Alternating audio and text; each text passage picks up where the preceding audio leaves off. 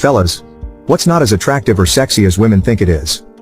1. Calling yourself a crazy bitch. I appreciate honesty in advertising though. 2. Playing hard to get. I will give up. 3.